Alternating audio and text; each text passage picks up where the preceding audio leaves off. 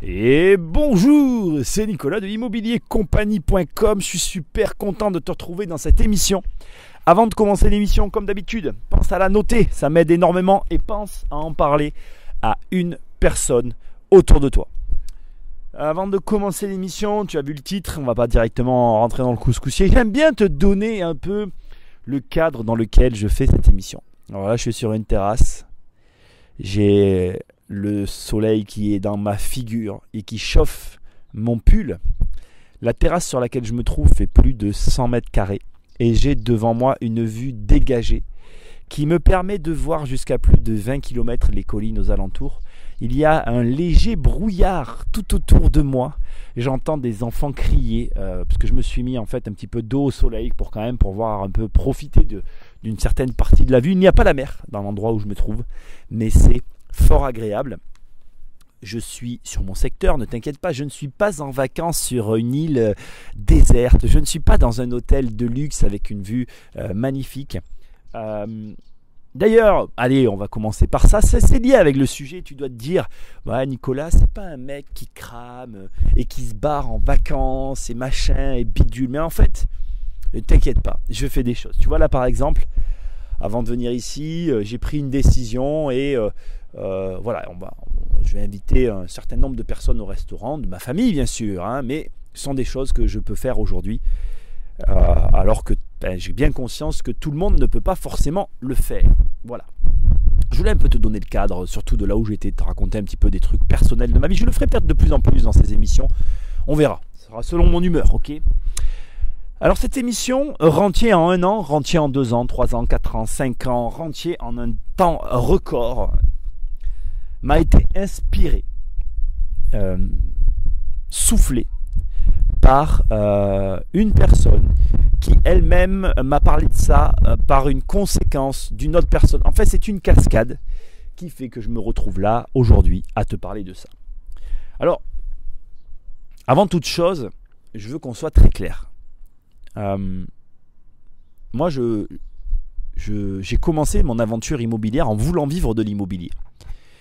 Et je veux que tu saches que rien n'est impossible et que je ne suis pas un moralisateur qui va te dire que telle ou telle chose est faisable ou pas. Mais j'ai vraiment envie de rentrer dans cette discussion, de rentrer dans ce débat pour un petit peu casser ou en tout cas révéler, je pense, des vérités qui ne sont pas souvent, ou en tout cas beaucoup éludées par beaucoup de personnes. Alors avant de commencer et d'attaquer le vif du sujet, je voudrais revenir sur un point.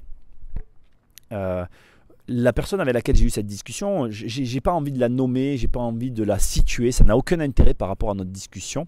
Mais ce qu'il y a d'intéressant, c'est la démarche, c'est la façon dont elle est arrivée à tout ça.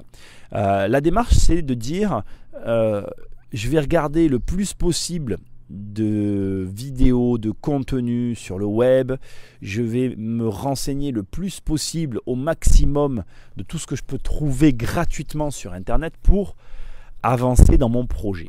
Mon projet d'être rentier, hein, je ne sais plus combien de temps il m'a donné, bon on s'en fout, c'est pas très important, c'était court, tu vas comprendre. Et je suis d'accord en fait sur le principe, mais si tu me suis, tu sais ce que je te répète depuis le départ, arrête de suivre 3, 4, 15, 17, 20 personnes sur internet. En fait, choisis-en une. Et si c'est pas moi, je m'en fous en fait. Choisis-en qu'une. Parce que c'est très important de comprendre que tout le monde a raison et que tout le monde a tort. Et que la stratégie de chacune de toutes ces personnes que tu vas écouter, suivre, regarder, elle est tellement singulière, différente, opposée, que de vouloir les marier ensemble, ça peut effectivement marcher. Encore une fois, je n'ai pas la science infuse, je ne suis pas fermé en fait. Mais j'ai des gros doutes en fait. Et je vais t'expliquer, tu vas comprendre. Imaginons que tu me dises, Nicolas, c'est le cas de la personne que j'ai vue, je vais devenir libre, je vais devenir rentier avec la colocation. Et que tu te dises, ok, donc il suit une personne qui fait de la coloc, peu importe, on s'en fout de qui. Et que derrière tu te dises, ok Nicolas, je vais faire de la coloc et je vais faire comme toi. Je vais multiplier le nombre d'appartements jusqu'à en arriver à saturation. C'est un peu ce qui m'est arrivé. Eh bien je vais te dire une chose, c'est possible, je pense, de multiplier les appartements en colocation. Mais tu vas arriver à structurellement un problème qui est inhérent à ce modèle que je viens de te citer, une limite qui est inhérente et qui est logique, c'est la problématique de la délégation. Il n'y a pas d'agence actuellement sur le marché qui acceptera de gérer tes colocations. Tu ne vas pas pouvoir trouver une personne qui va pouvoir gérer tes colocations pour toi. Alors je te rassure, il y a des solutions que j'ai en tête, mais comme je ne connais pas ce business model et que je ne suis pas intéressé du tout par lui, je n'ai pas choisi cette voie-là.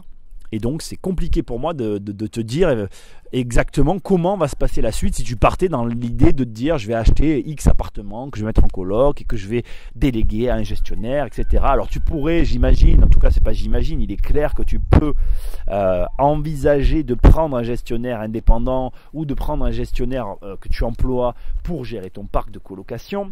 Mais j'ai mes réserves sur ce modèle, j'ai mis des doutes quant à la viabilité de ce modèle-là. Mais bon, on ne va pas partir là-dedans, nous allons réfléchir autrement maintenant. On va rentrer dans le vif du sujet. Tu l'as compris, ce que j'essaye de te dire dans cette introduction, c'est de ne pas suivre trop de personnes. Si tu suis trop de personnes, tu vas te perdre et tu vas perdre l'essence de la réussite. Pour moi, la coloc, je ne nie pas que ce modèle fonctionne et qu'il peut, en l'occurrence, effectivement, te permettre d'avoir ce qu'on va appeler une forme de rente avec un temps très limité et une marge importante. Mais tu vas voir, le sujet va t'intéresser, on va voir les limites de ce truc-là.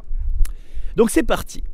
Alors, pour moi, il y a deux choses fort intéressantes, fort importantes. Il y a la théorie et la pratique, ok ? On va revenir rapidement sur la théorie avant toute chose. On va faire une chose vraiment basique, une chose que tu peux faire de chez toi et qui est, j'ai envie de dire, évidente. On va taper, je l'ai déjà fait dans une autre émission, on va taper le mot rentier sur Wikipédia et on va regarder ce qu'il y a écrit. Ça, c'est la théorie, d'accord ? On va prendre la base parce que chacun te donne à chaque fois sa définition du mot rentier, mais tu sais qu'il y a ce qu'on appelle un dictionnaire qui définit clairement ce que veulent dire les mots. Donc un rentier est une personne qui ne travaille pas, mais qui vit de ses rentes et des revenus de ses investissements. Ces rentes peuvent provenir de différentes sources, contrats d'assurance vie, blablabla, revenus immobiliers, ça c'est ce qui nous intéresse. Ce phénomène assez important en Occident au cours du 19e siècle est un phénomène qui avait quasiment disparu avec les vagues d'inflation liées aux guerres mondiales et à la Grande Dépression. L'augmentation des impôts et les différents phénomènes qui peuvent lier aux différentes charges générées par notre vie moderne font que les rentes deviennent insuffisantes et ont plus rarement l'occasion d'assurer le train de vie de la personne qui est censée en vivre. Alors là, je t'ai un peu rajouté à ma sauce, modifié un peu ce qu'il y avait décrit sur Wikipédia, mais c'est ce qu'il y a décrit. L'image classique du rentier est celle d'une personne qui détient un patrimoine important, immobilier ou mobilier. Alors immobilier, c'est des appartements, mobilier, c'est des actions immobilières, générant des rentes. Il existe toutefois d'autres types de rentiers, par exemple des rentiers qui perçoivent des droits d'auteur, œuvres, chansons, etc. Les retraités sont à tort considérés comme des rentiers percevant une rente d'État. La retraite des salaires est un système par répartition, ce n'est pas une rente, c'est un revenu provenant d'un droit acquis par le travail d'une vie parfois considérée comme un salaire continué et pas comme le revenu d'un patrimoine d'un individu. En revanche, un système de retraite par capitalisation est un système qui peut être apparenté à un système de rente. Ok ? Dans la culture populaire, donc tu as plusieurs personnes qui sont citées, que c'est intéressant de voir et qui représentent, j'ai envie de dire, les rentiers. Alors moi je sais pas toi, je me rappelle plus du nom de ce film ou de ce livre où tu as le mec qui revient se venger et qui est rentier là. Je me rappelle plus. Moi c'était pour moi l'image même du grand rentier qui revient là. C'est un film classique. Bon bref, peu importe, on va pas parler de ça. Ce n'est pas la question du moment.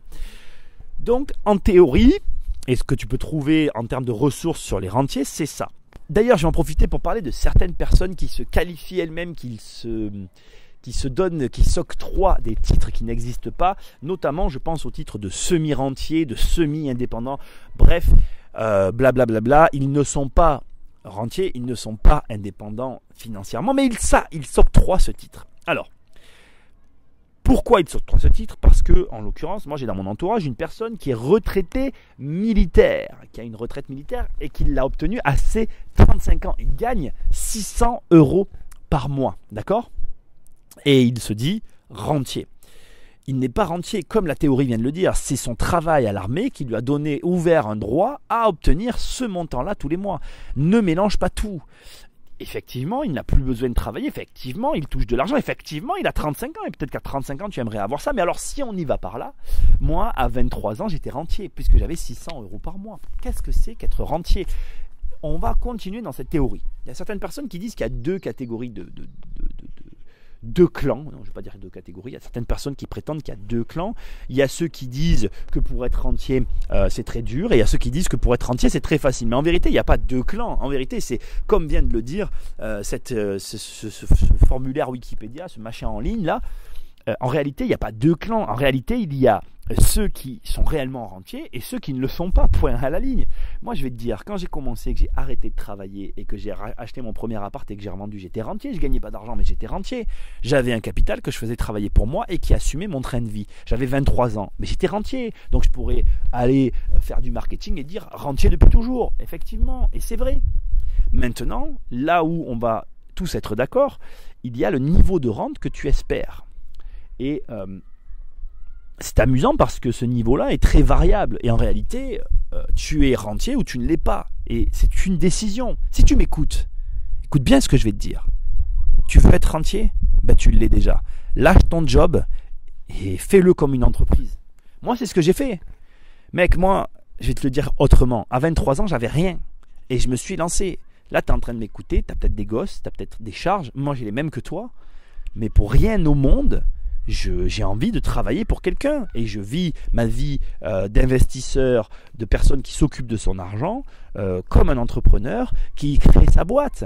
Aujourd'hui, j'ai la chance d'être en phase de délégation totale, d'être en phase de vivre la vie telle qu'elle est décrite dans ce machin de Wikipédia et de pouvoir m'adonner à de nouvelles choses. Donc, mais ces nouvelles choses, c'est ce que je fais sur Internet, c'est j'ai repris le sport, c'est m'occuper de ma fille, c'est voilà. M'occuper de ma baraque, tu vois, que j'ai vraiment envie de rendre magnifique, exceptionnel, mais ça c'est mon plaisir, c'est le fruit de mon travail. Mais revenons-en au point de tout ça, tu peux pas à un moment donné commencer à donner des définitions, des sous-catégories à un truc où il n'y a que deux réalités, soit tu es rentier, soit tu l'es pas, soit tu fais ce qu'il faut pour être rentier, soit tu fais pas ce qu'il faut pour l'être, et point à la ligne. Alors après, semi-rentier, demi-rentier, je sais pas quoi, je peux entendre qu'il y a une phase de transition. Je peux entendre que, effectivement, si tu as des charges, en attendant d'arriver à combler ces charges, tu es obligé de faire deux choses à la fois et ça va être une phase difficile. Et ça, normal, réaliste et tout à fait acceptable dans la mesure où tu ne veux pas prendre trop de risques et tu veux quand même faire une transition douce. Mais on va pas se mentir, je vais te dire les choses réellement. Moi, j'ai fait un régime et je suis encore en train de le faire. Mon régime est très violent. Si tu veux un changement radical, il va te falloir être violent. Et la violence, c'est ce qu'il y a de mieux pour avoir des résultats rapides. Donc déjà, moi je suis très amusé de tous ces mecs, toutes ces personnes qui viennent me parler d'être rentier rapidement et qui veulent faire en douceur.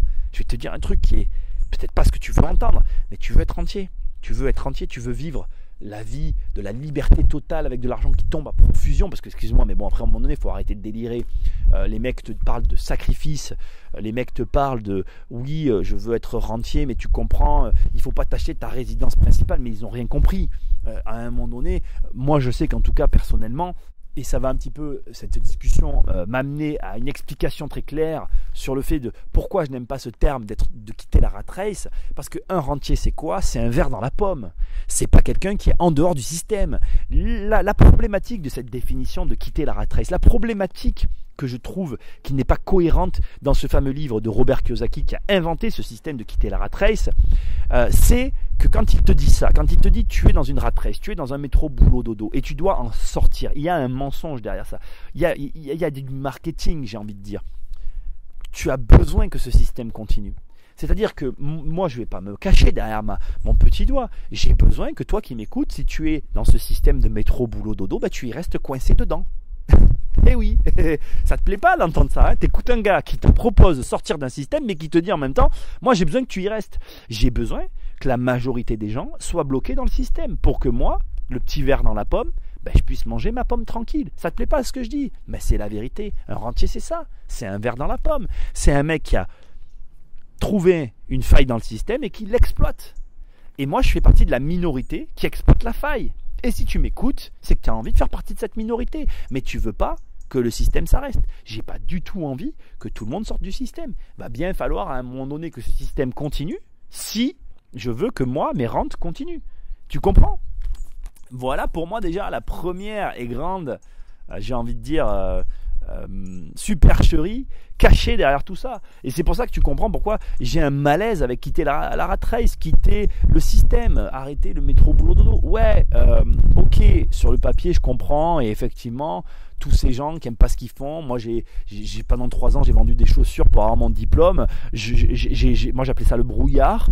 J'ai vécu dans cette espèce de brouillard qui m'a gavé et qui m'a assommé, et je vais même le dire, pourtant j'ai passé la majeure partie de ma vie à vivre en tant que rentier. Mais malgré tout, ces 3 années dans ce système, à la fin, tu en deviens dépendant. C'est comme donner, je pense, quelque chose d'addictif à un camé. À la fin, quand tu veux t'arrêter, il y a une phase où tu te dis, waouh, comment je vais faire pour vivre sans ça. Et puis là, aujourd'hui, tu vois, ça commence à faire quelques années. Je ne reviendrai plus jamais en arrière, mais il y a une réalité liée à ça. Ok? Donc, en théorie, ok sur tout ça, mais en pratique, on va voir que c'est là où le bas blesse, et tu vas voir pourquoi. Rentier en 1 an, 2 ans, 3 ans, 4 ans, 5 ans, c'est possible, moi je le sais. Comme je te dis, moi j'ai été rentier tout de suite si on y va par là. Maintenant je gagnais 600 balles par mois. Je trouve pas que c'est c'est en dessous du seuil de pauvreté. Donc certes, je m'en sortais, mais il y avait quand même derrière tout ça des explications aussi je vais pas rentrer là-dedans, sinon l'émission va durer des heures. Mais peu importe. Si tu veux, donc à 23 ans, j'étais rentier, donc je suis un rentier depuis toujours. Je pourrais dire ça, le clamer haut et fort, mais tu vois, il y a un malaise pour moi de dire ça, parce que aujourd'hui, si je te dis ok, t'es rentier, t'as 600 balles par mois, tu vas me dire ouais, mais attends, moi j'ai besoin de 2000 euros pour vivre, et tu vois qu'il y a un malaise. Mais bon, tu vas comprendre. Et d'ailleurs, c'est bien, ça me fait la transition. On va parler de la pratique. Moi, je suis très amusé parce que la personne m'a tenu des propos. Elle m'a dit oui, alors moi je vais être rentier, mais tu vois, moi je gagne 1500 euros par mois, c'est facile, je vais vite y arriver, mais c'est sûr que si tu veux gagner 10 000 euros par mois, c'est plus dur, il faut quelques années. Le sous-entendu qu'il y avait derrière ça, et c'était très amusant d'ailleurs, c'est qu'il disait si tu gagnes 10 000 euros par mois de salaire, tu vas vouloir avoir ce salaire et ça va être très dur d'arriver à gagner 10 000 euros par mois de revenus avec ton locatif. Alors déjà, je vais te dire un truc, c'est la plus grosse connerie que j'ai jamais entendue de toute ma vie. Parce que quand tu gagnes 10 000 euros par mois et que tu gères bien ton argent, les regagner derrière, ça va aller très vite. Et justement, si tu as un gros revenu, tu viens me voir, en 1 an, moi, je t'obtiens le même revenu, voire plus. Et donc, c'est complètement... ça me ramène au début de l'émission, où tu vois, je te dis, le mec m'expliquait qu'il se formait gratuitement, il écoutait plein de gens, mais en fait à l'arrivée il avait plus les idées claires du tout. Et là tu vois, je viens de me lever et je marche sur ma grande terrasse parce que je suis animé par ce que je te dis. J'ai envie de te le dire avec force et conviction, mais attends, mais c'est n'importe quoi. Comment un gars peut te dire les yeux dans les yeux, ah oui, si tu gagnes 10 000 euros par mois, ça va être beaucoup plus long, ça va être dur, et du coup bon là c'est un autre problème, mais moi je gagne 1500, ça va être facile. Non mais t'as rien compris. Si quelqu'un t'a dit ça, il n'a rien compris et tu n'as rien compris et vous ne comprenez rien, tous autant que vous êtes. Parce que je vais t'expliquer. Quand je te parle de point de départ depuis le début que je suis sur la chaîne, quand je te parle de ta situation d'origine, quand tu gagnes des gros revenus, obtenir des gros revenus, c'est facile. Ce n'est qu'un problème de gestion. Et une gestion, ça se change. En 6 mois, si tu gagnes 10 000 euros par mois et que tu as 9 000 euros de frais mensuels, tu viens me voir, je te modifie tout ça.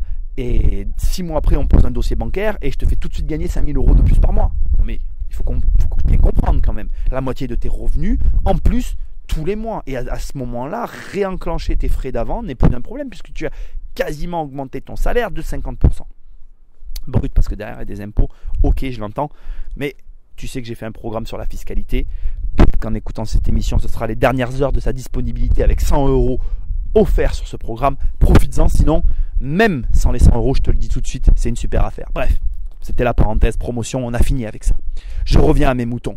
10 000 euros par mois, il n'y a rien de plus simple que d'obtenir des prêts avec ce genre de revenus. Il faut arrêter de délirer. 1500 euros par mois, si t'es monsieur tout le monde, va pas croire que ça va être easy. D'abord, il va falloir que tu commences par faire une chose. Si tu veux aller vite, et ça, personne t'en parle, va falloir que tu commences à jouer selon des règles qui sont des règles non pas borderline, mais cross the line. Ça veut dire que tu vas dépasser certaines limites pour arriver à accélérer le processus.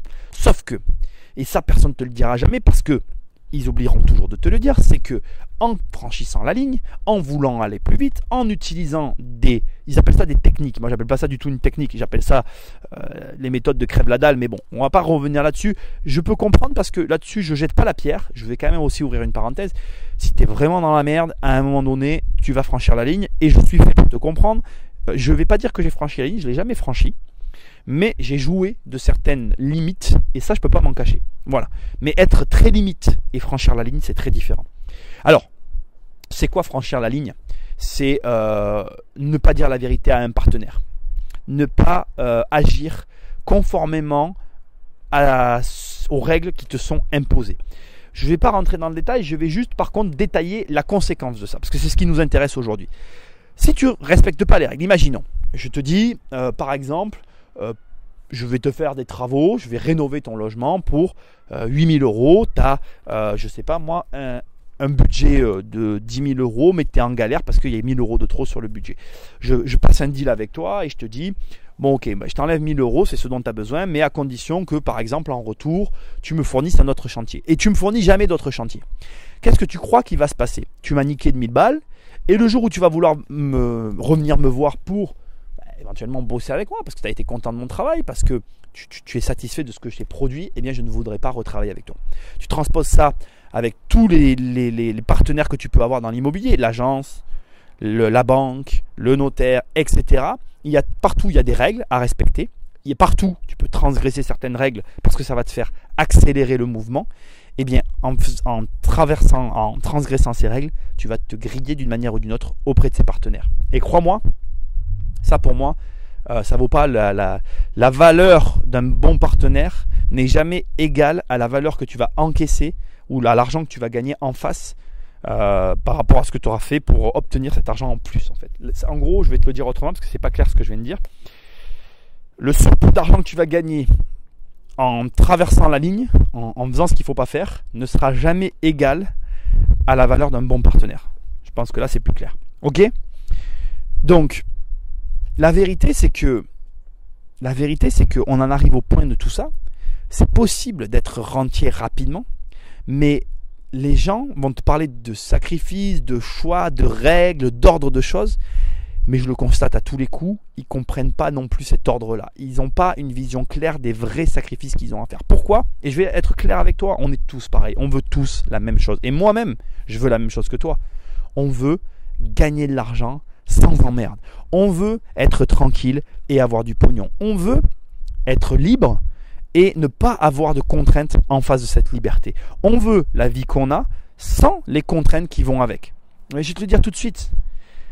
Tu échangeras toujours un problème contre un autre. Moi aujourd'hui j'ai des soucis dans mon business et malgré tout je suis hyper libre, et bien j'ai quand même des problèmes. Moi aujourd'hui j'ai des choses que je ne veux plus faire, mais que je dois faire. Je vais te donner un exemple. Là j'ai des problèmes parce que j'ai une finition de chantier que personne ne veut faire. Que personne ne veut faire parce que y a eu une incompréhension dans les devis, il y a eu une incompréhension sur plein de choses. Le partenaire avec lequel j'ai fait ce projet-là, je ne peux pas me permettre de le perdre. Donc, qui finit le chantier parce que les prix que j'ai eus sont exceptionnels et donc, bon bref, on ne va pas rentrer dans les détails, mais tu comprends que je ne veux pas perdre le partenaire. Pour préserver mon partenariat, c'est Bibi qui finit le chantier. J'ai absolument pas envie de faire ça. J'ai les moyens de ne plus faire ça, mais aujourd'hui, si je prends un artisan pour intervenir sur le chantier d'abord, en l'occurrence en l'état, il n'y a plus aucun artisan que je connais qui voudra le finir parce qu'il est entamé. Il y a très peu de bons artisans qui veulent finir quelque chose d'entamé parce qu'ils ne peuvent pas facturer plein pot. Et deuxièmement, les quelques artisans que j'ai trouvés qui étaient ok pour finir, c'est dans 2 mois alors que ma locataire veut rentrer maintenant, là tout de suite. Hier, elle voulait rentrer hier, tu vois. J'ai déjà ses chèques de réservation, elle passe tous les jours à l'appart. Bref, tu m'as compris. Donc, ce que j'essaie de te montrer, c'est que rentier rapidement, c'est possible. Tu peux gagner de l'argent très rapidement, c'est vrai, c'est possible. Mais fais très attention à plein de choses en fait. Et fais très attention à la voie que tu choisis. Je ne peux pas parler librement dans une émission comme celle-là parce que j'ai en tête des clients, j'ai en tête des cas autour de moi et je n'aime pas parler de gens qui ne sont pas là en fait. Je n'aime pas parler d'une personne qui n'est pas avec moi pour donner ces éléments. Et puis d'abord, en l'occurrence, là je pense à un client, je vais dire la vérité, je ne peux pas donner ces chiffres, j'ai un secret professionnel, donc voilà. Mais ce que je veux te dire, c'est que je vois très souvent des gens qui choisissent un format en pensant que c'est le Graal et qui oublient un détail très important de l'immobilier et qui fait que toutes ces stratégies tombent à l'eau en fait. L'immobilier, c'est du temps. L'immobilier, c'est très long. D'ailleurs, il y a une preuve à ça. C'est que tu fais un crédit sur 7, 10, 15 ou 20 ans pour acheter ton bien immobilier. Et ne t'y trompe pas, ta stratégie, elle ne peut pas être à court terme. Elle ne peut pas être à court terme. Parce que si elle est à court terme, elle va à l'opposé de ce que tu es en train de signer. Et rappelle-toi de ce conseil que je vais te donner. Tu ne dois jamais construire ton raisonnement sur un instant T en immobilier. Tu dois le construire sur du très long terme. Parce que normalement, si tu fais bien les choses, ce que tu construis, c'est pas pour toi en fait, c'est pour tes enfants. C'est pas pour eux, c'est pour leurs enfants à eux aussi. Et ça sera quelque chose que tu vas leur donner avec, en plus de tout ça, un savoir, une connaissance, une manière de gérer qu'ils pourront transmettre. Et si c'est bien fait, qui va leur offrir la même liberté que ça t'a offert à toi. Et si tu commences à réfléchir comme ça et à comprendre ce mécanisme, tu comprends ce qu'est réellement l'immobilier. Et je vais juste finir par un dernier détail. Avec toutes ces histoires, tu vois, on va rentrer dans le dur de la discussion que j'ai pu avoir avec cette personne. Ce mec me dit, voilà, moi, aujourd'hui, je gagne je crois qu'il gagne 1700, 1600 € par mois. Il me dit, si j'arrive à dégager ça en immobilier, c'est OK. Il me dit, voilà, c'est son objectif. Donc, en gros, son calcul, il est simple. Je crois que sa stratégie, c'est de faire 2 ou 3 colocations, je sais pas quoi, ce que je connais pas, tu vois. Et sa marge sera de 2000 €. Et il me dit, je suis refait. Je vais te raconter et je vais opposer à ça juste une chose qui m'est arrivée à moi. Moi, j'ai des immeubles. C'est facile, hein, ne te pose pas de questions, j'ai que des immeubles. Ça m'est déjà arrivé d'avoir un immeuble. J'ai un petit immeuble. J'ai des gros immeubles, mais j'ai un petit immeuble de 4 lots. Et ça m'est déjà arrivé d'avoir sur les 4 lots, les 3 lots de vide. Ok? Ta marge, elle est où là? Tu crois qu'elle est où ma marge, mec? Il n'y a plus de sous qui rentrent là. Tu es à perte. Il faut mettre de l'argent de ta poche. Hein. Et c'est là où tu vois tous ces mecs qui te disent, ah, c'est pas ton fric, c'est pas toi qui paye et tout, nanana. Ils prennent pas en considération tout ça. Tous ces gars là qui t'apprennent à calculer. Moi, j'ai jamais fait de vidéo réel sur la rentabilité. J'en ai jamais fait une seule. J'ai jamais fait de contenu sur la rentabilité. Si je devais expliquer à quelqu'un comment je calcule, je crois que j'en ferais un programme. D'ailleurs, pas cher, parce que ça pourrait pas se vendre cher, j'en ai conscience, ça serait un truc genre à 57 €, faudrait peut-être que je le fasse. Mais c'est pas un truc que tu calcules, c'est pas. Il peut pas y avoir dans ton truc de rentabilité que tes loyers. Il y a au moins minimum 4 points globaux que tu dois regarder et que tu dois additionner et qui doivent te donner un résultat et une vision générale que tu dois opposer avec la qualité du bâtiment, tout le reste et blablabla. Tu vois, la partie, on va dire, technique qui, elle, va venir finir de forger ton avis général. Plus le marché, plus le machin, nanana. Il y a beaucoup de choses à regarder. Et ne fais pas cette erreur. L'erreur qu'a fait ce gars-là quand il est venu voir, il m'a dit ouais, moi je vais arrêter de travailler en 2 ans ou je sais pas quoi. Son erreur, c'est quoi? C'est de, en fait, se focaliser que sur sa marge brute. Il n'a rien pris d'autre en considération. Il n'a pas pris ni les aléas qu'il peut y avoir, parce qu'il oublie qu'il va gérer des gens. Il croit que c'est peut-être une série, comment dirais-je, non pas une série. Je pense qu'il s'imagine dans son esprit que c'est comme une assurance vie, tu vois, que c'est un truc, il donne, c'est garanti et il est sûr de toucher son argent. C'est pas du tout ça, hein, je te rassure. Hein. Il y a des aléas, il y a des choses que tu maîtrises, des choses que tu maîtrises pas, il y a des problèmes, il y a des frais, il y a tout un tas de trucs que tu peux pas prendre pour acquis et que lui prenait pour acquis. Et considérer que juste réenclencher l'équivalent de tes revenus en loyer suffira pour te libérer ou en tout cas te permettre de vivre, je te donne mon avis personnel, mais pour moi c'est la plus grosse des erreurs. Et je vais finir avec un petit peu ma définition de ce qu'est un rentier. Moi je vais te le dire, et comme ça tu vas comprendre pourquoi. Pour moi c'est forcément un peu plus long que pour la moyenne. Pourquoi moi j'y octroie un côté un peu plus... j'y ai ajouté à ce mot-là une certaine exigence supérieure à la moyenne. Pour moi, un rentier, c'est quelqu'un qui peut subvenir à ses besoins et aux besoins de sa famille. Parce que je vais te dire une chose que je dis en séminaire et que peu de gens te disent, c'est que quand tu es rentier, que tu as du temps et de l'argent, et que tous tes potes y bossent, je vais t'avouer un truc, hein, tu fais rien. Tu es tout seul. Tu es là des fois. Tu te dis, bon, là j'ai fini ma journée, c'est 11h.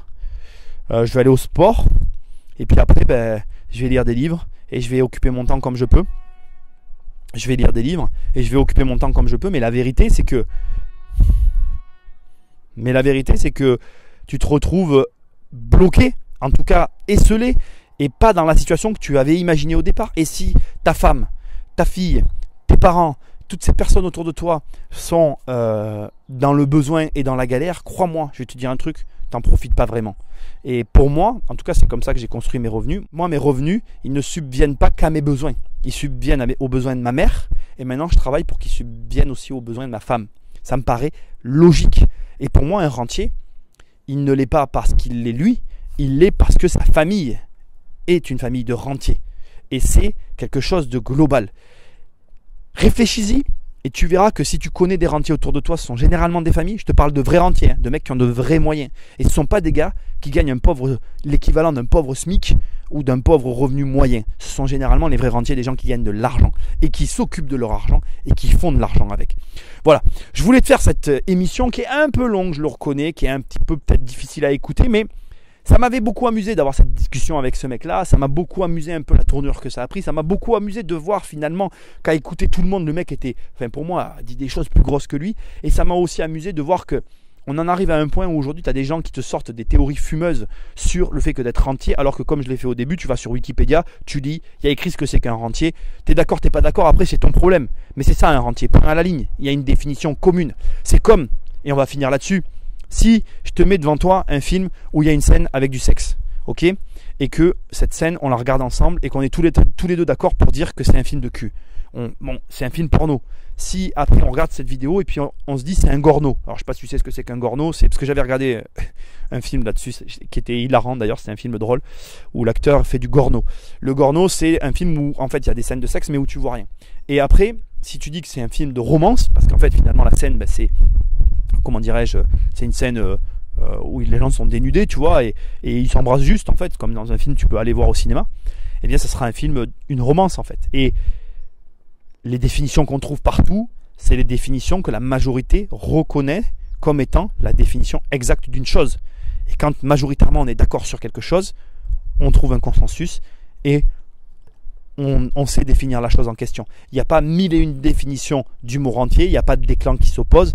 Soit tu es rentier, soit tu ne l'es pas. Si tu es rentier, tu as les moyens d'assumer un train de vie supérieur à la moyenne et qui te permet d'avoir ta liberté totale, mais en t'occupant malgré tout un petit peu de tes investissements.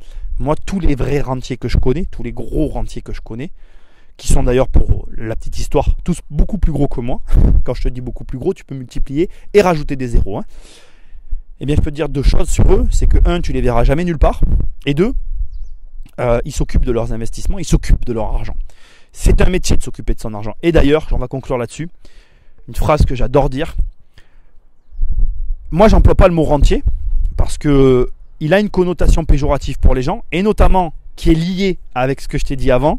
Et ça va te mettre d'accord avec moi. Quand tu dis à quelqu'un que tu es rentier, naturellement la personne en face, elle va croire que ta famille t'a légué un héritage. Ça te montre qu'une rente et qu'un rentier, ce n'est pas lui qui en vit, mais sa famille en général.